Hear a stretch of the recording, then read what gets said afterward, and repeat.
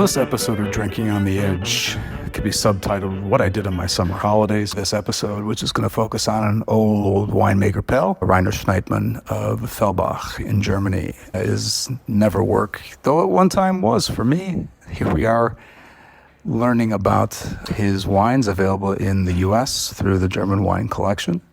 Rainer has grown from taking over the family vineyard, which had once been selling grapes to the estimable cooperative here for anonymous blending with all the other growers here, as was the way back then.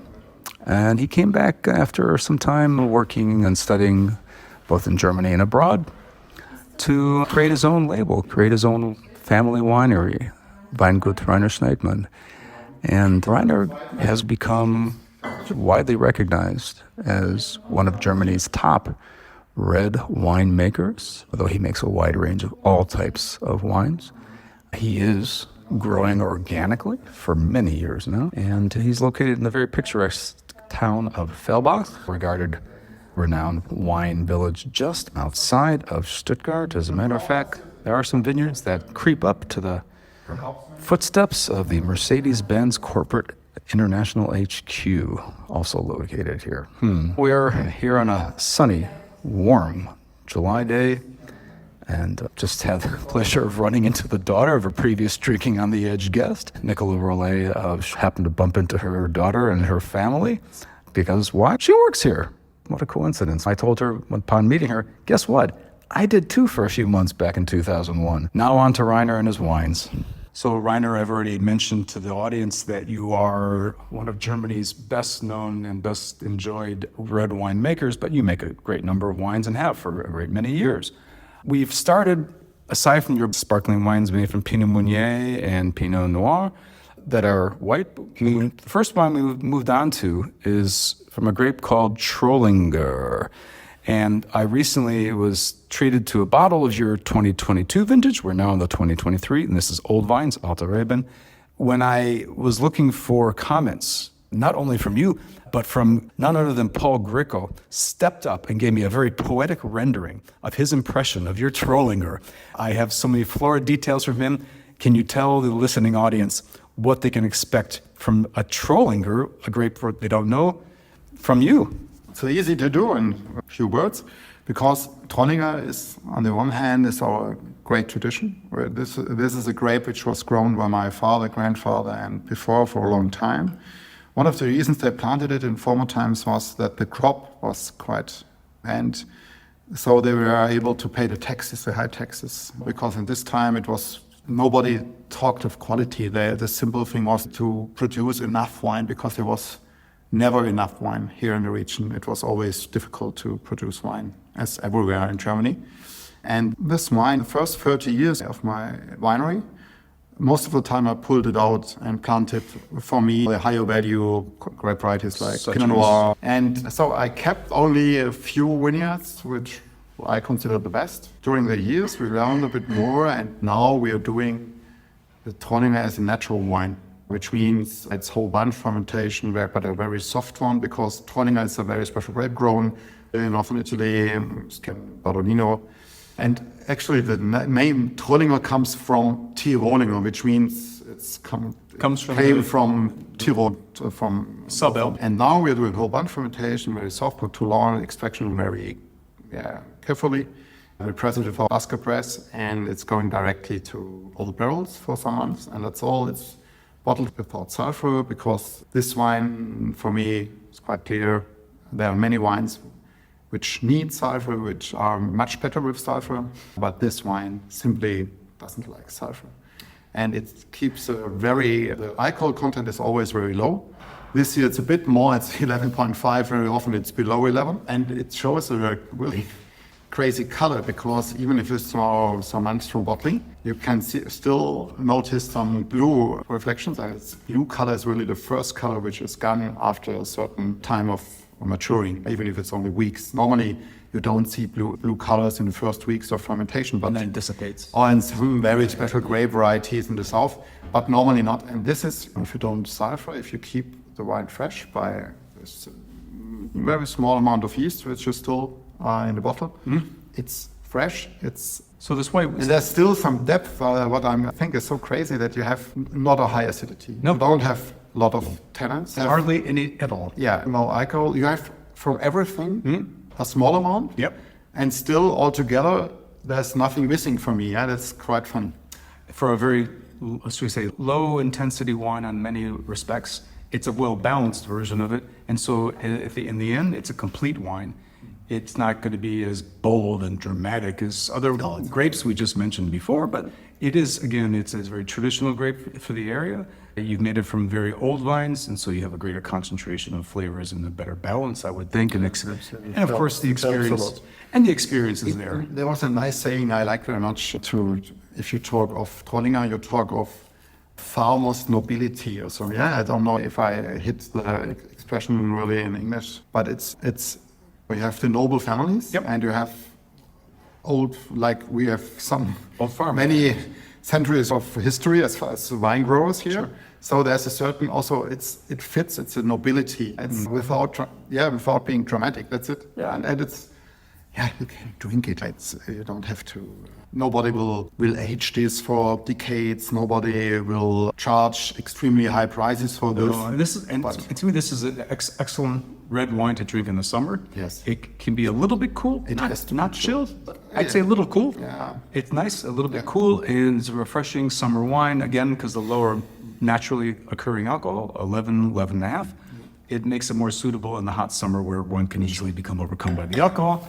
And again, summer reds is a good time. This will be released in August. So a little bit of history. You grew up here, and you grew up in the winemaking family, but your father and his family grew or sold to the local cooperative for the most part to be blended into the wines. The wines of Fellbach Cooperative were good, but as with all cooperative wines of that era, there was never any great examples of wine. Nothing ever reached a good pinnacle. At the time, you went off to school, you did some practical work elsewhere and in Germany.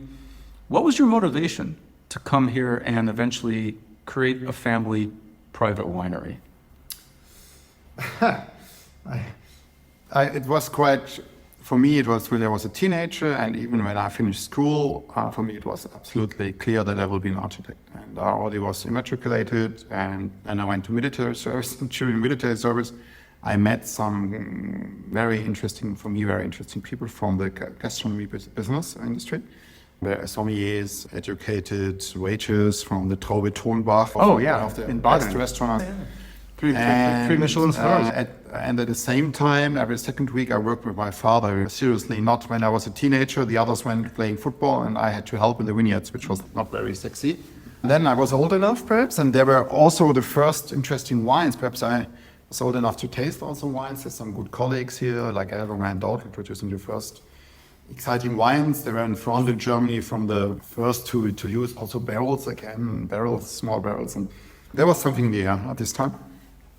What year was this? This was the late 80s. And then I decided it was a pure emotional thing. We have a huge tradition in my family, at least 700 years, so that my family is here climbing these hills here and working and growing wine. I think it's not tradition, it's not important if there's no fire, only ashes. But this was a very good time. I did a normal education system in Germany, and I went to Geisenheim to study. I went to New Zealand to work, to Italy, and I decided to leave the cooperative because at this time the cooperatives they have a very good history in our region, because mostly they were founded by priests in the 19th century because they didn't like to watch anymore this disaster. Yeah, because this was where they worked hard and there was no money, and obviously they got almost betrayed by their customers. And so they founded the cooperatives,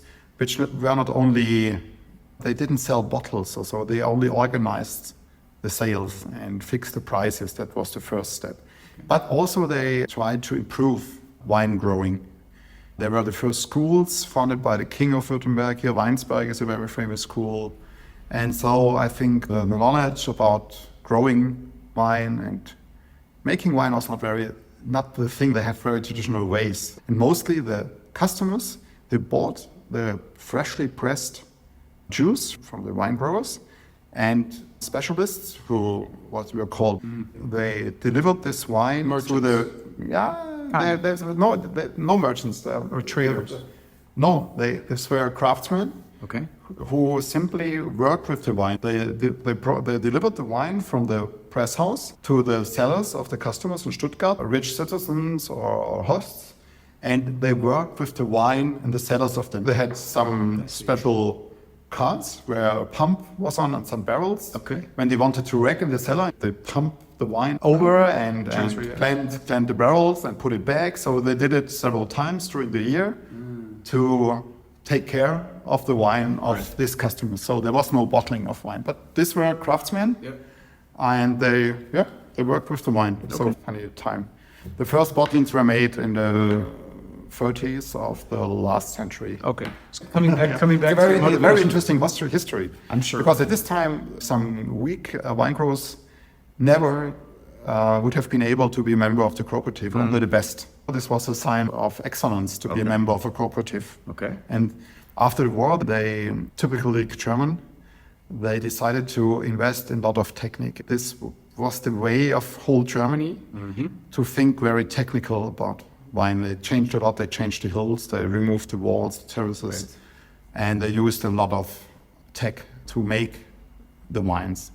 And then the wine law came in 71, and so all this led by the time to a certain, wine quality was, as you told before, was never really great. It was good average. It was well made in terms of craftsmanship, but that was all. No idea of heritage, really, of not too much. And the market was very easy. Additionally, the structure of the cooperatives, correct me if I'm wrong, but the structure of the cooperatives did not necessarily reward growers who were making better quality grapes. No, not often.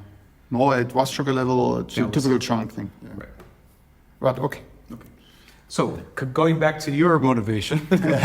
And so perhaps it was the motivation was I thought, okay, there's something greater to come where I can take part and be a member or be one of. This was really because I wanted to be creative. I wanted to. I loved the work in the morning. Perhaps you're with gumboots, you work in the mud somewhere in the vineyards, perhaps in some years. After lunch, you check some wines in the cellar, and in the evening you do dinner in a 3-star Michelin restaurant. And I think this is a very exciting mix. I like very much. And it's also, you work with something given from nature, or from God even, but on the other hand, you work with it and you can be creative with the stuff, with what you are given. So allow me to be a little poetic. It's a blend of the mundane and the mystical. What year was it when you came back to the family home and shared with your father and mother that you wanted to make the change and develop a new direction? My father always supported me extremely. He gave me immediately half of his vineyards to start. I changed our old barn where we are sitting now it was a barn with a little cellar. I combined 3 small cellars to my first cellars, and I had 3 hectares for the first vintage, 97. Yeah, and then I had good luck. 97 was a very exciting vintage, and also I had good luck with some customers who showed my wines to, at this time, the Gourmillot judge in Bernd Kreis at this time.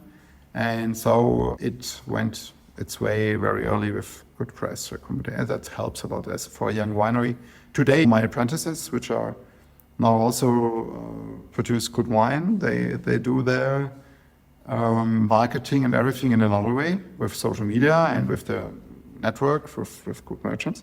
But at this time, because everything was fixed, there were some few big wineries and the cooperatives, and it was very difficult to start because I was the first to leave the cooperative after 70 years, and nobody did like me anymore. It caused a controversy, to be sure. And going back, it was at that time, I was very lucky that I was informed by my friend Helmut Doka, who at the time I believe was still a city councillor here in Stuttgart.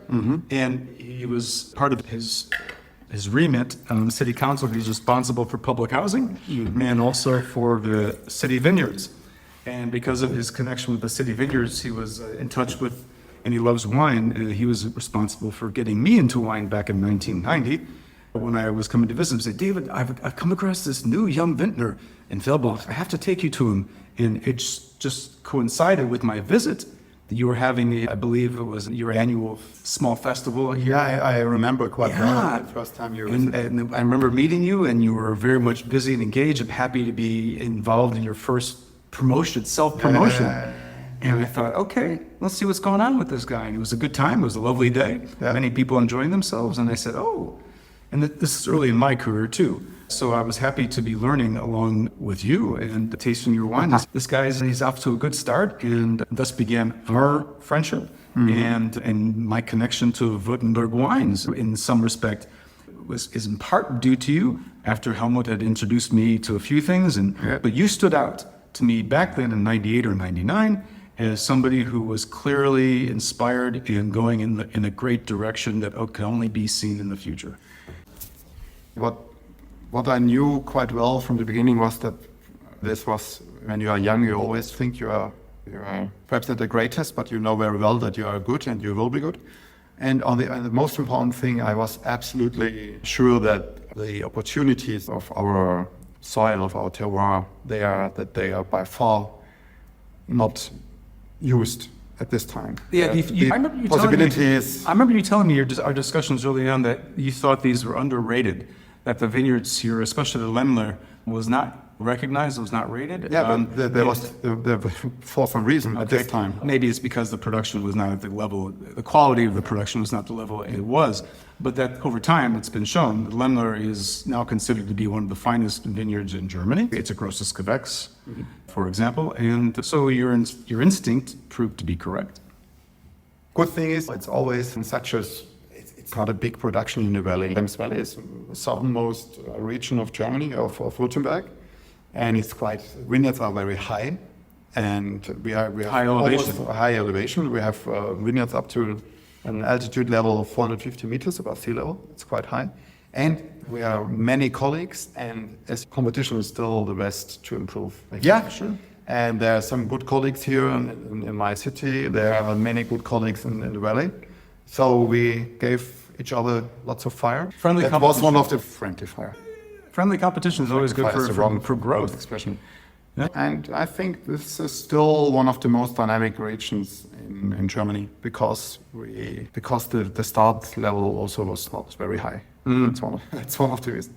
One of the things that's helped to define the level of quality for red wines here in Württemberg, in Rhinestyle in particular, and with you even more particular, and so we say it's a flag for great red wines all over the world, is Pinot Noir. And you've just poured for me a Spätburgunder, which is how it's known here in Germany, late Burgundy or Spätburgunder Pinot Noir.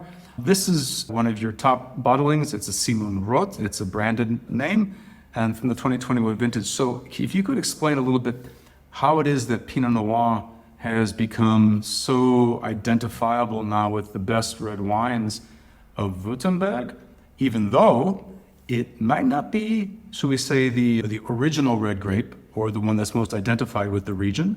We started with the Trollinger. You also do a fantastic Lemberger, which can be a great grape here in Central Europe. But Spätburgunder or Pinot Noir is less identified, but here you've made a name for yourself with it.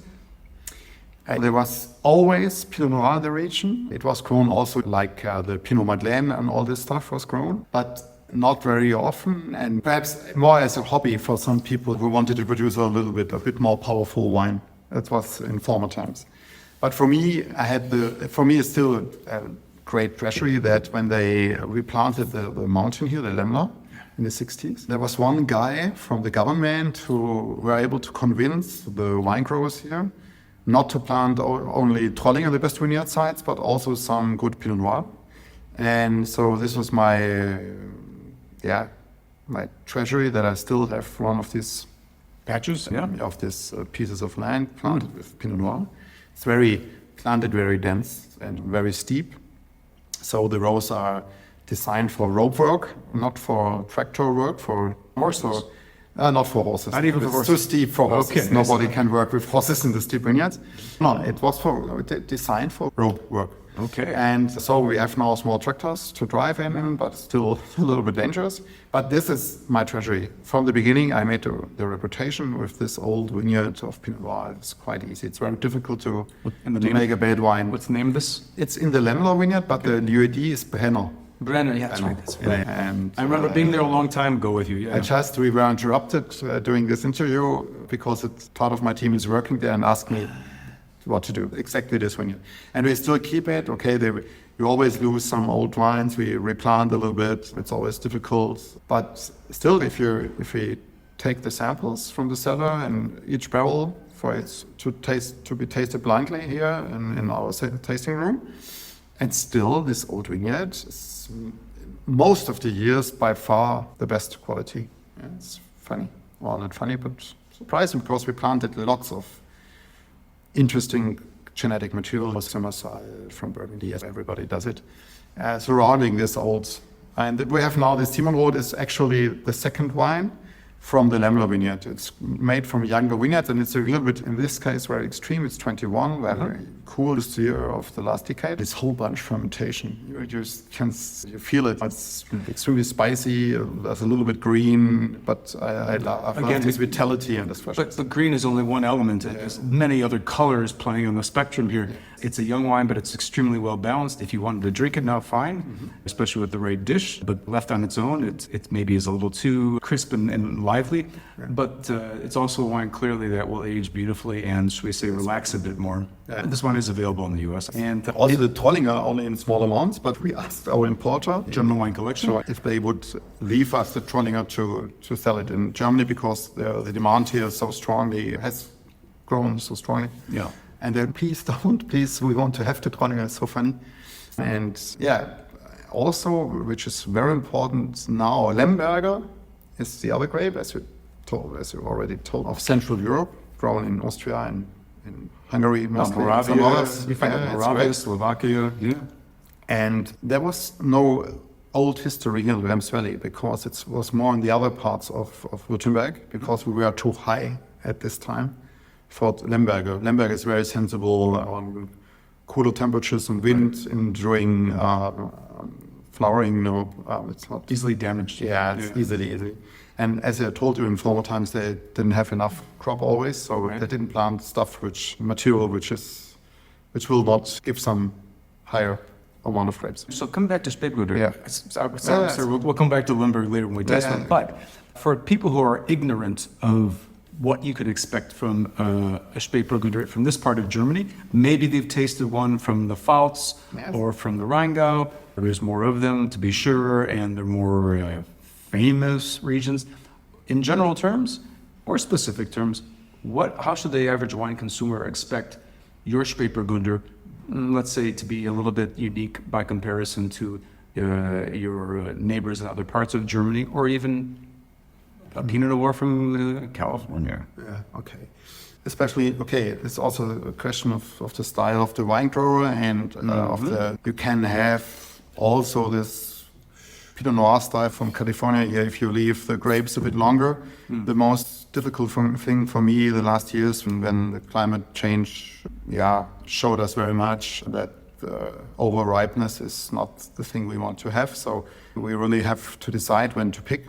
And our style is not the sweet style. I don't want to have sweetness. Sweet, not only the sugar, but also this sweet flavor. This marmalade flavor, this very overripe style. We pick always, the crop is very small, so we pick always at the first part of the ripeness. We have everything is ripe, but not at least overripe.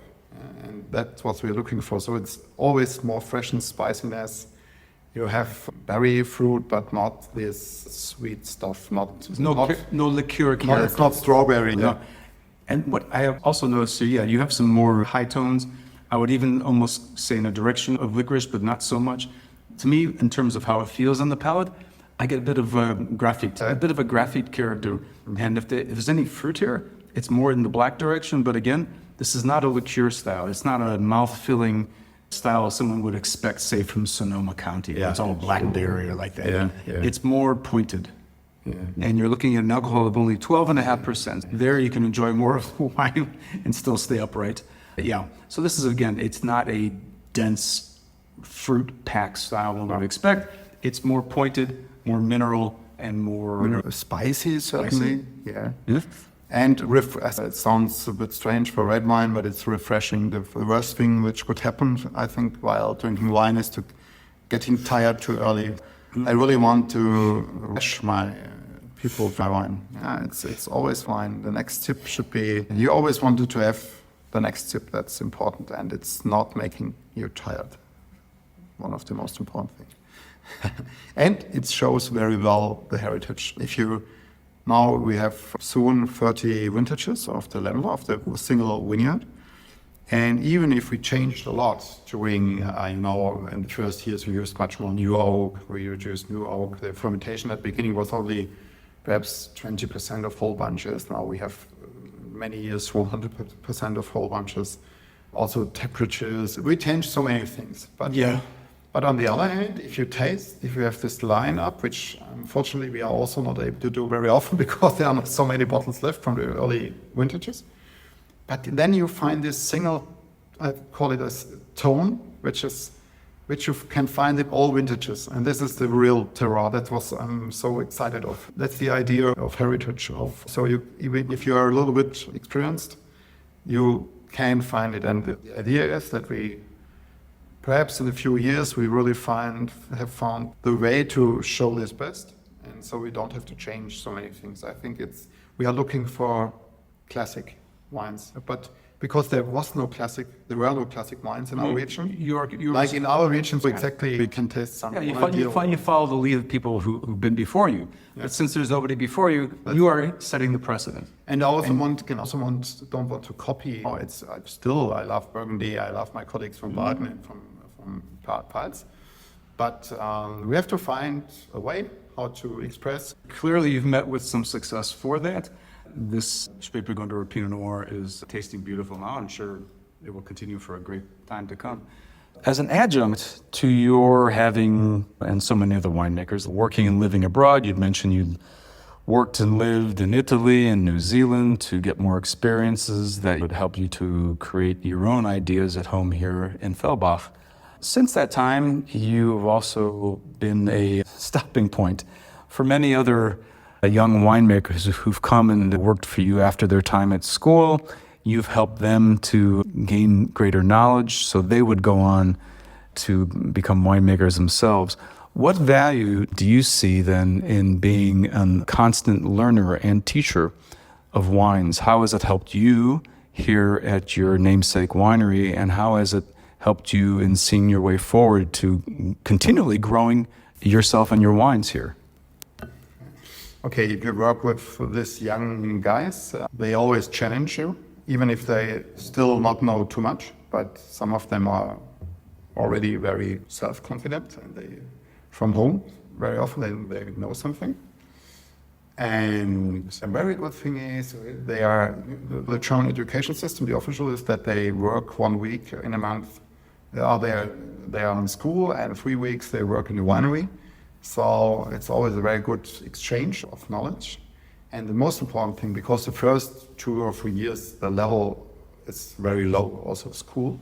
But then they go to other wineries, or they start to study, or they work abroad or something. And very often, I had this several times, because I'm also in need of good employees, and some of them returned, fortunately, and because they obviously did like how we work and live.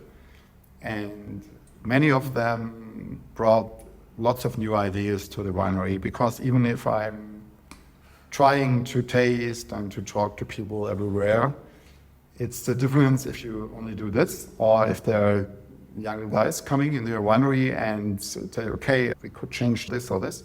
Normally, in former times, there was the next generation after 25 years. I got my children when I was 40, so it's very important to have these disruptions always. And I think this is a question of disruption, to have new people always in the winery working for you, challenging you. And that's the real thing which always had you to become better. That's it.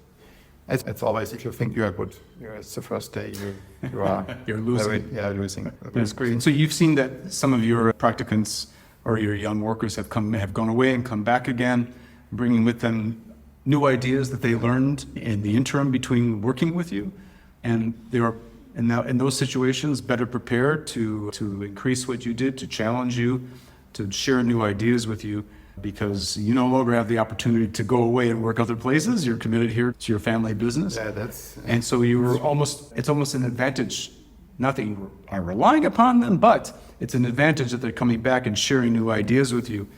That said, you have plenty of colleagues around Germany and around the world with whom you share ideas anyways. You are very much involved in the VDP here in Germany, in the region in particular, and you're also involved in other organizations. Just before we move on to Lemberger, and thank you for pouring me your Steinwege, to what extent has the appreciation and quality production of Spätburgunder enjoyed since you began in 1997? Spätburgunder has always been here, but the amount of it produced has grown a lot. Yes. The quality has increased. What's your perspective as being someone who has been an integral part of that development? There are some other producers here in the region. Sure. And for sure, And for Pinot Noir, for Pinot Noir, I think it's in this case in the region I was the first perhaps, but it was quite quickly that the Unstotal produced also very good ones before me. It's always also the automobile was how do you call it? The idea was born same time in several cities. It's always sometimes time is right for things, and Pinot Noir is the most important thing is what's going on in the heads and the brain of people. So if they have an idea in which direction it should go, and we knew since years that we can really compete with in Pinot Noir with the whole world. We can. There are not many. We have Riesling for whites, which is the grape with the highest reputation. But still, when I'm traveling in the US, people ask me, "Oh, Germany is producing great wine also." They are totally surprised. Yeah. But I think it's getting each year. It's less than people know. I mean, they are a little bit in the wine industry. They know that there's great Pinot Noir in Germany, and so the amount of great Pinot Noir from different regions in Germany has increased extremely. Perhaps I didn't. In part, this is due to climate change, has helped the development. But it's also now making it more difficult. I love the old cooler vintages, which helped us to pick slower and not all at one time, all at once. But I'm sure adaptations are being met, as people often do. Maybe a couple vintages will be a little rough, but then when you figure out how we train the vines or shade them and all, these things can be addressed. So in general terms, it's been my experience that the quality as well as the quantity of great German Spätburgunder is worth following, that there are regional distinctions that you inhabit here in the Rhinecliff and Württemberg, but as well, I've felt this way for a long time, and it's been borne out in many competitions and tastings, and of course the price per bottle of good German Spätburgunder is not. These are not bargain wines. These are great wines that deserve the price commensurate for great wines. And the wine consumer who wants to find great Spätburgunder needs to consider Germany and Schnaitmann in particular, but Germany in general. When they consider great Pinot Noir, yes, we have great Pinot Noir in many places in the U.S., on the West Coast in particular, but a few places elsewhere. We have a fantastic Pinot Noir in New Zealand, and even in South Africa. Sweden, believe it or not, is making a little tiny drop of Pinot Noir that's good. However, of course, everybody knows Burgundy with good reason, but Germany needs to be considered, especially now in the modern era. And in this, there are many good Spätburgunders, even great ones available in the United States. They're, again, not cheap. Neither is yours, and they should be commensurate, again, with the quality, and they are. So thank you for that. More about Spätburgunder another time. We've moved on to your Lemberger. And again, I've only been smelling this so far, but the smell is so complex and so enjoyable. I'm a fan of Lemberger when it's done right, and this is done more than right. This is done ultra right. Thanks.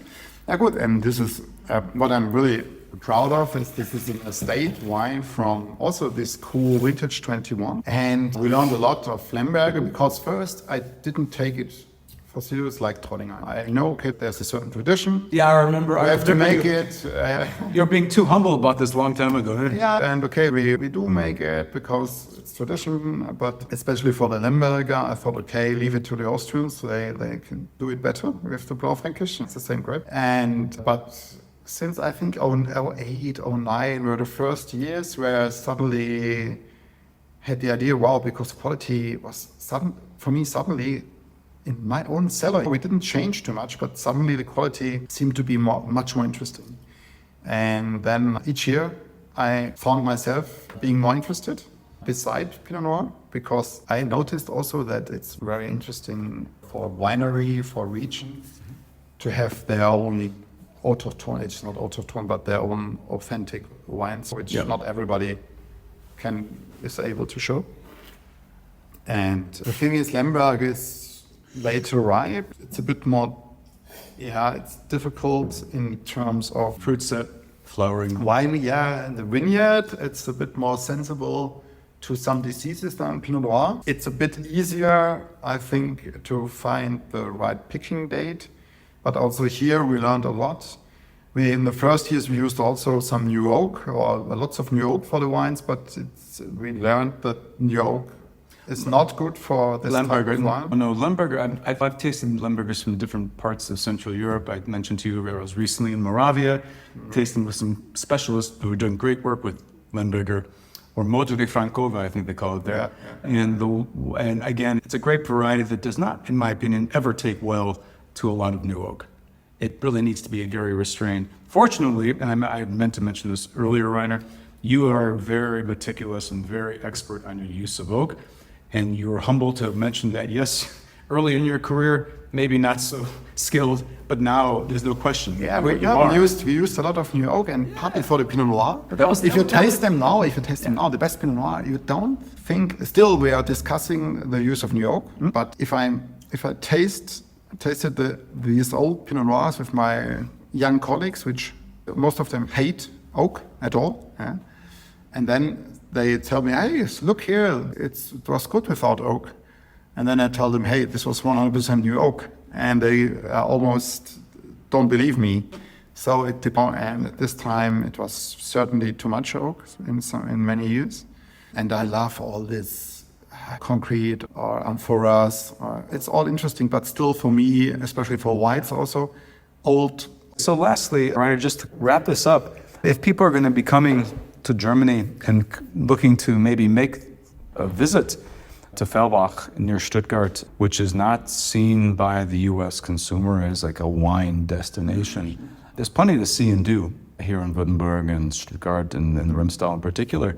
Your tasting room is open like normal business hours? No, it's open in the afternoon, 2 to 6. Okay. And Saturday morning. Afternoons and Saturday mornings. Very good. People want to come, that's fine. You have a website. They can get more information, both in German and English. And your wines, as I mentioned, they're available through the German wine collection.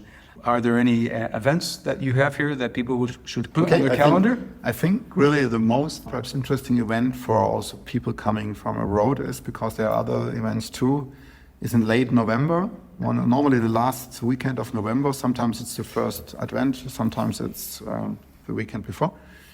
We have 2 days. It's called Kellerwein Kerzenschein. Sounds a bit kitschy.